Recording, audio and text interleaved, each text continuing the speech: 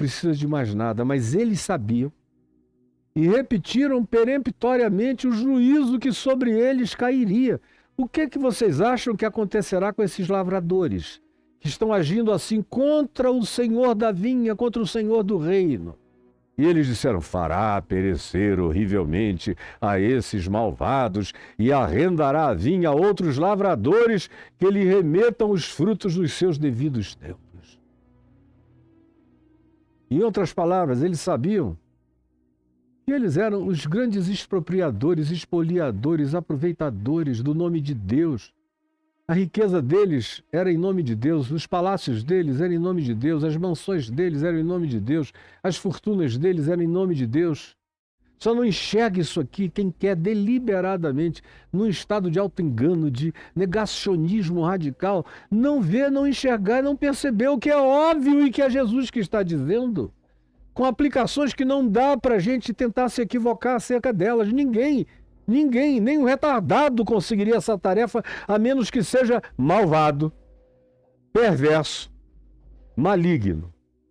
Tem que ter uma coisa muito ruim dentro do indivíduo para ele ler o Evangelho e ouvir Jesus dizendo isso e ver essa história e olhar para os 2000 anos passados e achar que isso não tem nada a ver com ele, que está agindo do mesmo modo que aqueles que arrendaram a vinha de Israel fizeram e continuam a fazer até o dia de hoje. Sim, eles declaram o juízo que sobre eles virá.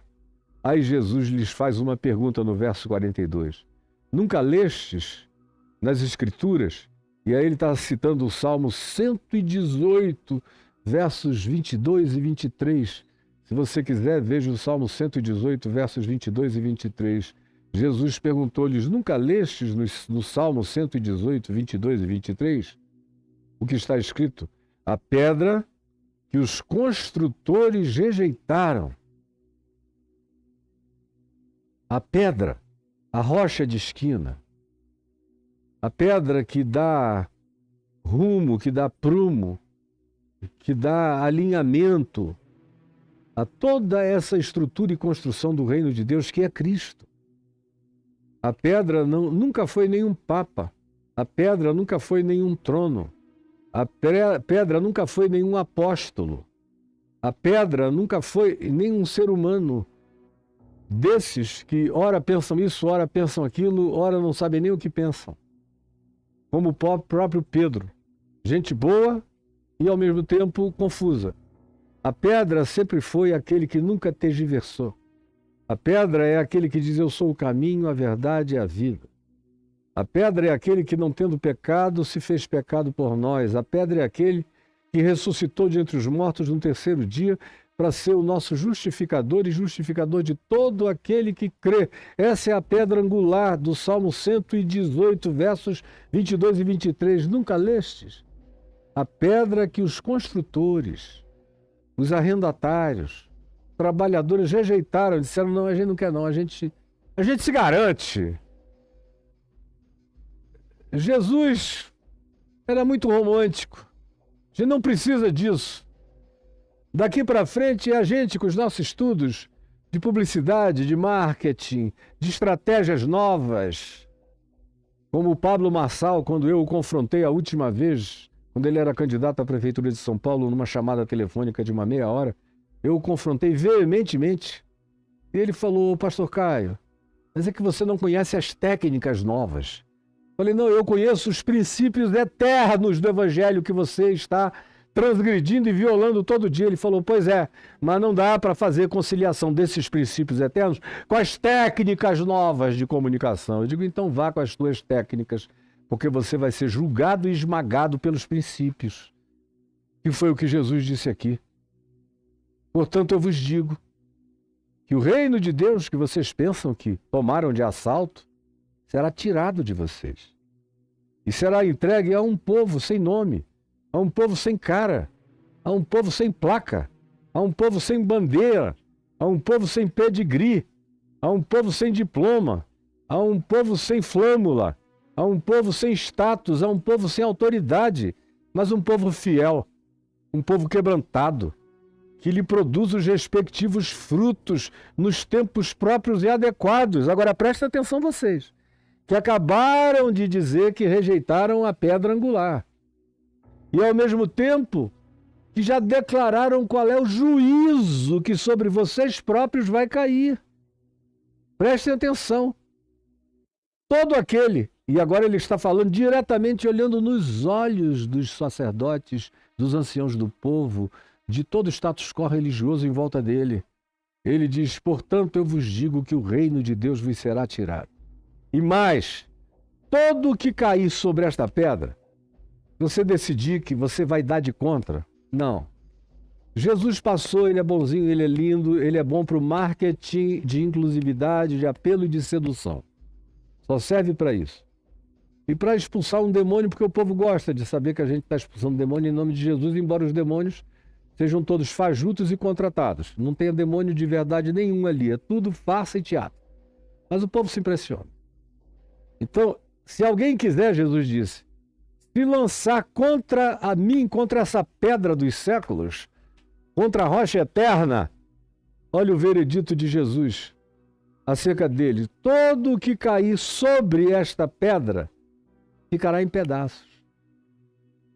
Aquele que correr igual um doido, um kamikaze, e decidir que o tempo de Jesus passou, eu prefiro Moisés, é melhor para levantar fundos, ou eu prefiro as técnicas de publicidade e marketing para fazer dinheiro, eu prefiro... Todo aquele que correr e der de cara contra essa pedra será reduzido a pedaços.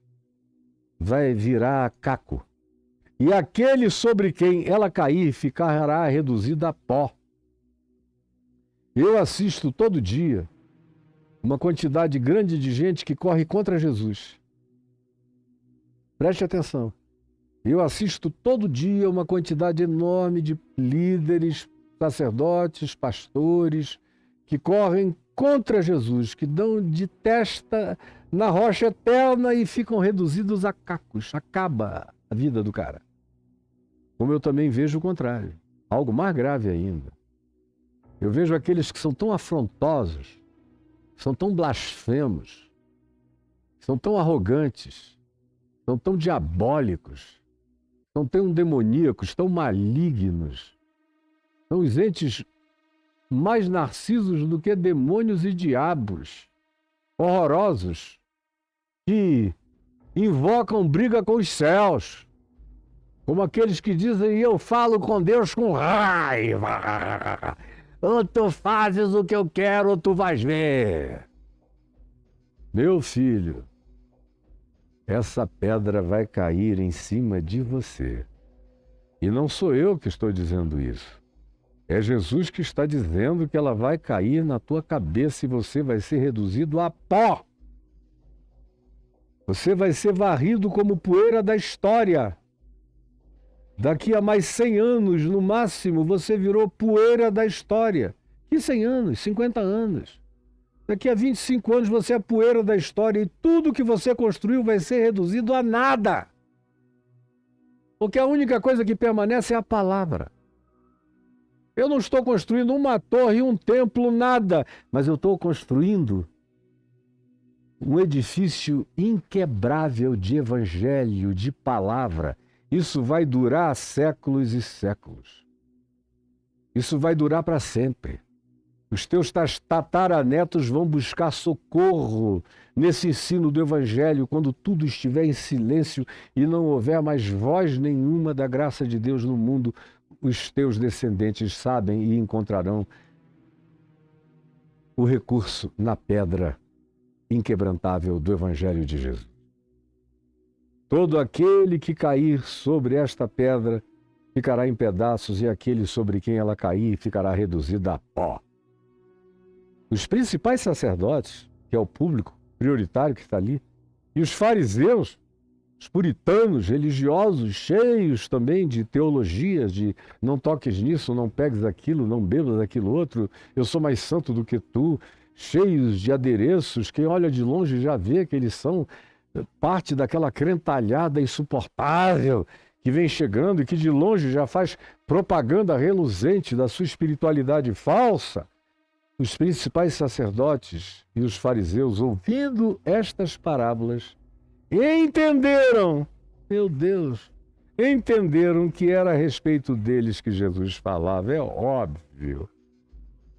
E conquanto buscassem prendê-lo, temeram as multidões, porque olharam em volta e havia já centenas e centenas e centenas de pessoas. E esse tipo de gente aqui, os religiosos, tem pavor de povo.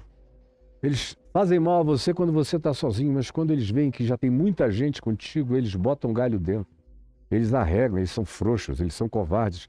Eles querem te pegar sozinho numa oportunidade para te matarem sem testemunhas ou em circunstâncias adequadas. Conquanto buscassem prendê-lo, temeram as multidões, porque estas o consideravam como inequivocamente a voz de Deus, um profeta de Deus, que carregava a palavra de Deus. Agora, para a gente concluir, eu disse que eu iria ler primeiro. É óbvio o que está sendo dito aqui. Prioritariamente, como eu já lhes falei, a Israel, aos judeus, essa expressão da vinha é própria, peculiar, ilustrativamente a Israel e a religião de Israel, e que disse no Monte Sinai, tudo que Deus mandar a gente vai obedecer, mas não demorou nem 40 dias, eles já tinham feito um bezerro de ouro e passaram o resto da vida assim, inventando coisas novas para obedecer. Chegou uma hora que até Moisés se tornou brando demais para eles. Eles desenvolveram literaturas novas, como é o caso do Talmud, que de um lado tem algumas coisas de alguma sabedoria interessante do primeiro século, do segundo século, mas de um outro lado tem vaticínios que parecem a pior forma de sharia do islamismo abominável pelos bons islâmicos que são a maioria do planeta Terra. Mas são sharias de morte. Os islâmicos chamam de sharias, mas são verdadeiras sharias de morte. Assim como o Talmud também está cheio e outras literaturas que eles não contentes fabricaram para acrescentar mais rigores ainda ao que já era insuportável na lei de Moisés. E saíram mudando tudo. E cada vez que chegava alguém da parte de Deus para lembrar a eles como eram os caminhos de Deus, como era a vinha, como deveria ser o trabalho, como eles deveriam se comportar, como eles deveriam viver, como eles deveriam adorar a Deus em espírito e em verdade, de toda a mente, de toda a alma, de toda a força, de todo o coração, de todo o entendimento, e amar ao próximo como a si mesmo, eles matavam, expulsavam, apedrejavam e jogavam fora qualquer que fosse a testemunha desse mandamento divino. E vieram profetas sobre profetas, eles mataram a todos. E depois que eles se estabeleceram em Jerusalém, ficou ainda pior. Jerusalém virou o verdadeiro lugar do cadafalso, da morte. Por isso eu repito, só no dia de hoje, Jesus, pela segunda vez, quando disse, Jerusalém, Jerusalém, que matas os profetas e apedrejas os que te foram enviados. É isso que eles fazem, mataram todo mundo e continuam matando, e mataram o filho.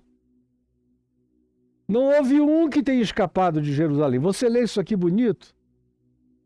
Isaías, Jeremias, Ezequiel, Daniel, Jonas, Miqueias, Naum, Abacuque, Sofonias. E aí você vai vendo esse povo, fica pensando que havia uma amizade entre eles e o povo de Israel. Não tinha, não. O povo de Israel odiava os profetas. Os líderes do templo odiavam os profetas. Sacerdotes odiavam os profetas. Quase todos os reis de Israel liquidaram os profetas e os odiavam. Eles gostavam, eram dos falsos profetas, aqueles que eles contratavam para viver com eles na corte, dizendo só o que eles queriam ouvir, como acontece hoje em todos os sistemas de poder, inclusive no nosso país, em qualquer outro lugar. Só vocês que não conseguem enxergar. Por último, ele disse, eu enviarei meu filho. E veio com sinais, prodígios, maravilhas. Purificou leprosos, abriu os olhos aos cegos, fez os surdos ouvirem, os coxos saltarem, os culpados se tornarem gente recuperada, restaurada, perdoada, as famílias esfaceladas se reagruparem, os pais se converterem aos filhos, os filhos aos pais. Relativizou a morte, ressuscitando gente de entre os mortos, mostrando a soberania dele sobre a natureza, sobre os elementos ínfimos da matéria, do mundo subatômico, multiplicando pães, peixes, alterando a natureza essencial da matéria, transformando água em vinho, fazendo tudo o que era impensável e impossível e, sobretudo, trazendo uma carga de sabedoria que o próprio Jesus disse, que Platão, que Sócrates, que Epicuro, que Tales de Mileto, que futuramente Apolônio de Tínia e um monte de gente legal do passado teriam tido vontade de ouvir. Ele disse: o que vocês estão ouvindo. E muitos reis do passado desejaram ter acesso a essa riqueza de sabedoria incomparável e de simplicidade inimaginável e que traz completude e resposta para todas as dimensões da vida. Todos os grandes sábios e inteligências planetárias quiseram ter acesso a esse tesouro de sabedoria e de conhecimento que está sendo aberto aqui a vocês, ensinando a viver, ensinando a perdoar, ensinando a acolher, ensinando a fazer cessar as guerras, ensinando a viver, ensinando a cuidar de si mesmo e a amar a diferença, deixar que cada um expresse seu próprio dom, sem disputa, sem inveja, sem ciúme. Veio ensinar uma nova humanidade a ser uma nova geração, uma nova criatura, uma nova era, um novo aeon, um novo século. Tudo ali colocado diante dele, deles todos. Mas eles resolveram matar o filho. Ele levou demais o sarrafo. Quem é que pode viver nessa dimensão dele? Nós não conseguimos, então vai ficar só essa diferença, esse gap, essa disparidade. É melhor acabar com isso. Tirar essa referência de diante dos olhos do povo, e até dos romanos e de qualquer um na terra. Que foi o que o rei de Edessa percebeu e mandou uma delegação de gregos, conforme diz aqui João no capítulo 12, que procuraram a Filipe e André e foram até Jesus convidarem-no para uma coisa que Jesus nem disse o que era, nem o Evangelho de João, mas por histórias paralelas a gente fica sabendo que era um convite para ele se mudar para Edessa. Porque disse: esse povo aí onde você está, no meio do qual você nasceu, é muito tosco, é muito tacanho. É um povo bruto, é um povo da morte, do assassinato, do genocídio. É um povo sem nenhuma sofisticação, é um povo de fanáticos. Onde tem fanatismo e dogma, tem estupidez, burrice e morte. Então vem aqui para Edessa, porque aqui ninguém vai te matar. E você vai ter daqui um areópago do qual você possa falar, você vai ter daqui a melhor ágora do mundo, a melhor praça de conferência da terra. Vem que ninguém vai te fazer mal. E para Jesus aquilo foi uma tentação, leia lá em João 12. Mas ele disse: não, muito obrigado. É chegada a hora de ser glorificado o Filho do Homem. O que está sendo colocado aqui para mim é uma tentação, mas eu sei que eu vim para esse dia, para essa hora e desgraçadamente para esse povo perverso e mau. E que direi eu? Pai, salva-me desta hora? De modo algum. Mas eu direi: Pai, cumpra-se a tua vontade na minha vida, nesse tempo e nessa hora, porque foi para isso que eu vim, é para isso que eu estou aqui, para realizar toda a tua vontade, para não fugir do caminho que me foi proposto, mesmo no meio da treva e da maior ignorância humana. Mas é aqui que eu estou, e é aqui que eu continuarei.